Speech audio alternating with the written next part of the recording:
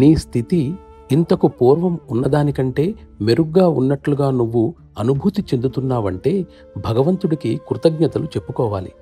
వాస్తవానికి ప్రార్థన అంటే అలా ఉంటుంది. ప్రార్థన పర్వతాలను కదిలిస్తుంది అని గాంధీగారు కూడా వ్రాయటం జరిగింది. ప్రార్థన మన స్వభావంలో మృదుత్వాన్ని, వినయాన్ని సృష్టిస్తుంది.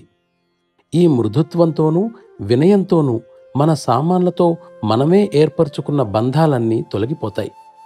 మనం దేనికోసం ప్రయాస పడుతున్నామో ఇంచుమించుగా అదే స్థితి ప్రకటితమవుతుంది. మనలో ఉన్న శక్తి అప్పుడు తన పని చేయడానికి ఉపక్రమిస్తుంది. అందుకే ఈ 2 లక్షణాలను గనక మన స్వభావంలో ఇముడ్చుకోగలిగితే మనలో ఉన్న నిజమైన జీవితో స్థిరమైన సంపర్కం ఏర్పరచుకోవటానికి సరైన భక్తిభావాన్ని అవలంబించగలుగుతాం. భక్తి సూత్రాల ప్రకారం మనం ఎప్పుడూ భగవంతుని సంకల్పానికి అనుగుణంగా ఉండాలి.